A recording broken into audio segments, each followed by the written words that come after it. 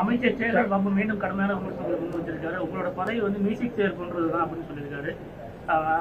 ஏற்கனவே நாடாளுமன்ற தேர்தலுக்கு முன்னாடி அண்ணாமலைக்கு அரவரா போட்டாங்க.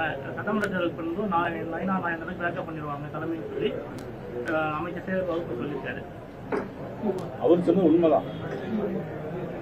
மதிப்புக்குரிய சேகர் பாபு என்னுடைய நண்பர். அவர் சொன்ன உண்மை எப்படின்னா, எங்களுக்கு பிஜேபியில் 3 வருஷம் தான் எங்களுடைய பதவி. இவர் மாவட்ட தலைவர், இவருக்கு எல்லாத்துக்கும் எனக்கும் இங்கே பாருங்க, எனக்கும் சேர்த்து தான் 3 வருஷம் தான் அது.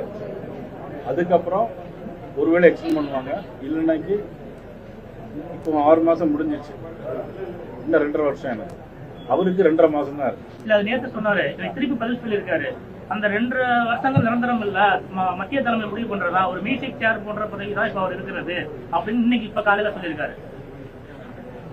அவர் இருக்குது திமுக கட்சியில் உள்ள பத்தி சொன்னா பரவாயில்ல, எங்களுடைய கட்சியை பத்தி அவர் சொல்ல வேண்டிய அவசியம் என்ன இருக்கு?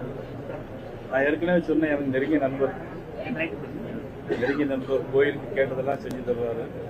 முதலமைச்சரே ஐநாராயணன் கேட்டா செஞ்சு கொடுங்கன்னு சொல்லியிருக்காரு அப்படின்லாம் சொல்லி சட்டமன்றத்திலே பேசியிருக்காங்க. அந்த பிரச்சனை வேறு, அவர் இருக்கிறது திமுக. நான் சொல்றது என்ன சொன்னா, இந்த ஆட்சிக்கு 2.5 மாசம் தான் இருக்கு. இப்ப நான் ஏற்கனவே விளங்க சொன்னேன், இந்த ஆட்சிக்கு வந்து 2.5 மாசம் தான் இருக்கு. தமிழக வெற்றி கழகத்தோட தலைவர் விஜய் வந்து பாஜக திமுக பாக்கி எந்த கூட்டணி அமைக்க தயார் சொல்லியிருக்காரு. ஏற்கனவே எடப்பாடி பழனிசாமி கூட்டணி உருவாகும் போது கொடி பறக்குது அப்படின்னு சொல்லியிருந்தாரு. கூட்டணி மாறதுக்குள்ள வாய்ப்புகள் இருக்கா? அதாவது அவருடைய கருத்தை சொல்லியிருக்காரு. நாங்க யாரையும் வந்து கூப்பிடல. இன்னும் தேர்தலுக்கு காலங்கள் இருக்கு. அரசியல்ல நிரந்தர நண்பரும் கிடையாது, நிரந்தர பகைவரும் கிடையாது. அவரை பொறுத்தவரை இதுவரைக்கும் இன்னொரு கவுன்சிலர் கூட அவங்க கட்சியில யாரும் கிடையாது. இந்த மாதிரி சூழ்நிலையில இந்த மாதிரி பெரிய வார்த்தைகள் பேசணுமாங்கிறது அது அவர் தான் பொறுத்து பேசணும். அதனால எங்களுடைய கட்சி, எங்களுடைய கூட்டணி வெற்றி பெறும். இப்ப திமுக இவ்வளவு கூட்டணி ஸ்ட்ராங் சொல்றீங்க. நேற்று கூட அவர் சார் ஆர்ப்பாட்டம் நடத்தினாங்க கன்னியாகுமரியில். காங்கிரஸ் கட்சி கலந்துக்கிடல. திமுக காங்கிரஸ் பலமா இருக்குன்னு அது இப்ப தேர்தல் வந்து அது வரைக்கும் நீடிக்கணும்ல உங்களுக்கு. நேற்று வந்து ஆர்ப்பாட்டத்தில் அவங்க கலந்துக்கல காங்கிரஸ் கட்சி. அதனால கூட்டணி கட்சிகள் எல்லாமே கூட்டணியில் விரிசல் ஏற்பட்டு நினைக்கிறீங்க. அவங்க கலந்துக்கலன்னா எதுக்கு, அது அர்த்தம் என்னன்னு எனக்கு தெரியல. காமராஜர் படம் போடலாம் கலந்துக்கலன்னு சொல்லியிருக்காங்க.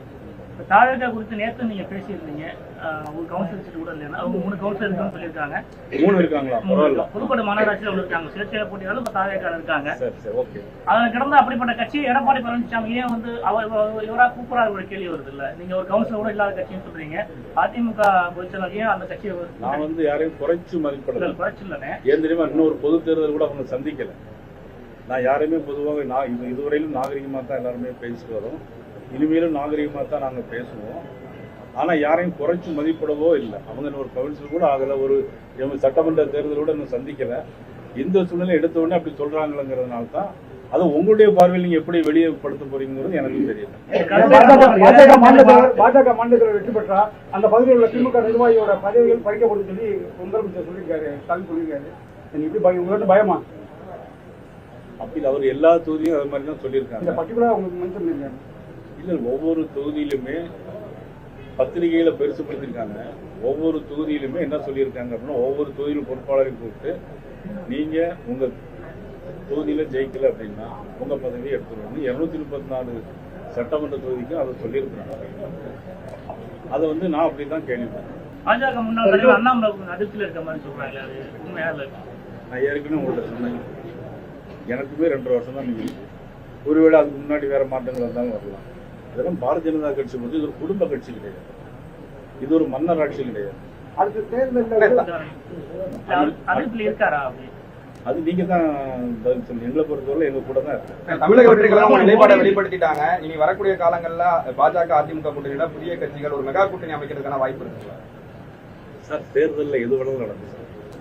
இந்த 5 வருஷத்துல தமிழக ஆட்சியில வந்து மக்கள் இந்த நலத்திட்டங்கள் வந்து செயல்படுத்தின்னு சொல்றாங்களா? மக்கள் எந்த நலத்திட்டங்கள் சொல்றீங்க? தமிழக அரசோட நலத்திட்டங்கள் வந்து பயன்பெற்று இருக்காங்களா சார்? ஒரே ஒரு விஷயம் சார், ஆட்சி பொறுப்பு ஏற்ற உடனே திருப்ப அந்த உடஞ்ச இருக்காத மாதிரி சொல்லிட்டே இருக்கிறேன். ஏன்னா மக்களும் மறந்துடுவாங்க, நீங்களும் மறந்துடுவீங்க.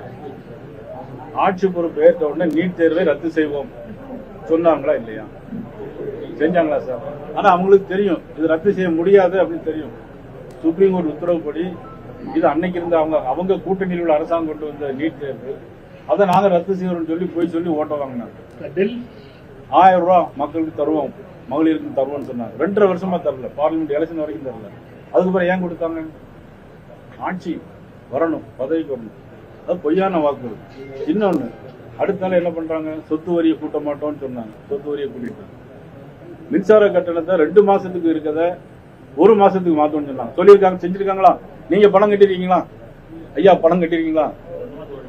1 மாசம் ஒரு கட்டிங்களா? 2 மாசம் ஒரு கட்டிங்களா? 2 மாசம் ஒரு கட்டுங்க. இதுதான்